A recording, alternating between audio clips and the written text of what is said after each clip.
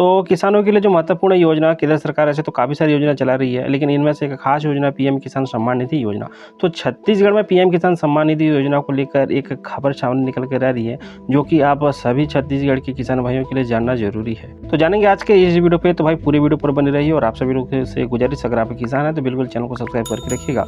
ऐसी latest up to date information लगातार channel के माध्यम से हम आप लोगों तक पहुँचाते रहते हैं। तो सबको जानने के लिए हम लोग आ गए हैं दैनिक भास्कर के ऑफिशियल वेबसाइट पर। उन्होंने एक आर्टिकल पोस्ट करी है 18 तारीख को, और देख सकते हैं पीएम किसान सम्मान निधि योजना के 11,644 लोग अपात्र करके और इनके खाते में डाले गए हैं 16,64,12,000 रुपये, है ना भाई। तो ये खबर कहाँ की, आप बालोद की है, लेकिन यह जानना जरूरी है छत्तीसगढ़ के किसानों को कि अभी क्या चल रही है पीएम किसान सम्मान निधि योजना में। जाने भाई, जैसे कि आप लोग देख रहे हैं स्क्रीन पर जो खबर सामने निकल कर आ रही है कि वर्ष 2019 से 2022 तक 4 साल में पीएम किसान सम्मान निधि योजना के तहत पंजीकृत लोगों के दस्तावेजों का भौतिक सत्यापन होने के बाद बड़ा खुलासा हुआ है।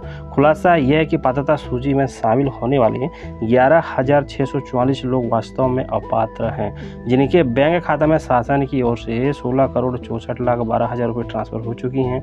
इनमें 2,513 ऐसे भी लोग शामिल थे जो आयकर दाता हैं। इनके खाते में 4 साल में शासन की ओर से 2,54,00,000 रुपये ट्रांसफर किया गया है, जिसकी रिकवरी की जिम्मेदारी कृषि विभाग को दी गई है। किसान भाइयों, अगर हम शॉर्टकट में बात करें पीएम किसान सम्मान निधि योजना में, तो यहाँ यार काफ़ी अभी डिटेल में जांच पड़ताल होता है। कोई भी आप फॉर्म अप्लाई करते हो, फॉर्म भरते हो, है ना, या फिर आप पुराने किसान भी क्यों ना हो, फिर भी आप लोगों का हर एक चीज़, रकबा से लेकर आपका आईडी से लेकर, है ना, जो कुछ भी आप लोग डिटेल दिए रहते हैं उन सारे चीज़ों का डिटेलिंग से पूरा जाँच होता है। साथ ही आपकी ज़मीनी नक्शा खसरा का भी भौतिक सत्यापन को भी देखा जाता है। जो पटवारी लोग आए दिन गिरदावरी करते रहते हैं तो उनका डाटा भी वहाँ पर चेक किया जाता है। मतलब हर पहलू से किसानों के डाटा को चेक किया जाता है कि वास्तव में जो किसान जो फॉर्म आया है पीएम किसान सम्मान निधि योजना में, तो ये पात्र रखता है या फिर अपात्र है, या फिर किसी तरह का फ्रॉड एक्टिविटी करके तो योजना का लाभ लेने के लिए नहीं पहुंचा।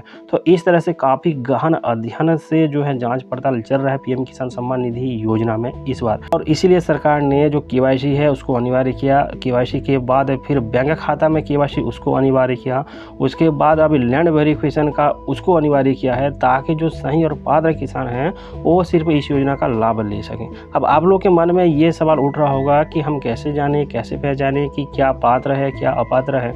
तो पीएम किसान सम्मान निधि योजना को लेकर कुछ महत्वपूर्ण बिंदु आज आप लोगों के साथ हम शेयर करने वाले हैं। जो जानकारियां हैं कुछ इस तरह से सामने निकल कर आ रही है। सबसे पहले जान लेते हैं, इन किसानों को लौटाना होगा पैसा। तो यदि आपके घर में एक ही जमीन पर एक से अधिक परिवार के सदस्य पीएम किसान के तहत किस्त ले रहे हैं तो किस्त का पैसा वापस करना होगा। केवल परिवार का एक ही सदस्य किस्त पाने का अधिकारी होगा, ठीक है, जिसके नाम से खेत के कागजात हैं। तो उनको सिर्फ एक ही आदमी, एक ही परिवार के एक ही आदमी को अधिकार होगा पीएम किसान सम्मान निधि योजना में लाभ लेने के लिए। समझने वाली बात यह है किसान भाइयों, यदि किसी परिवार में एक ही जमीन पर माता पिता पत्नी बेटे पीएम किसान योजना के तहत सम्मान निधि की किस्त ले रही हैं तो उन्हें पैसा वापस करना होगा। मतलब एक ही परिवार की एक ही जमीन पर, जैसे कि माता पिता बेटी सबका नाम है, इस तरह से हो भी सकता है ना। तो ऐसे स्थिति पर केवल एक ही आदमी को जो है योजना का लाभ मिलेगा, बाकी लोग इस योजना का लाभ नहीं ले सकते। भाई, यदि नोटिस के बाद भी आप पीएम किसान सम्मान निधि योजना का पैसा वापस नहीं करते हैं तो नियमानुसार आप पर धोखाधड़ी का मामला दर्ज हो सकता है और आपको ऐसे मामले में जेल की सजा और जुर्माना भी हो सकता है। इसलिए इससे बचने के लिए ऐसे अपात्र किसानों को पीएम किसान सम्मान निधि की राशि को जल्द से जल्द सरकार को लौटा देना चाहिए। और जो कार्रवाई है तो चल ही रहा है, आप लोग तो देख ही रहे हैं, आए दिन खबरों के माध्यम से सामने निकल कर आ रही है ना। और अगर ऐसी स्थिति में अगर कोई नहीं लौटाता है तो जाहिर सी बात है उसको जो भी कानूनी प्रक्रिया है, जो भी नियम और जो भी धाराएँ हैं उसके अनुसार कार्रवाई हो सकता है।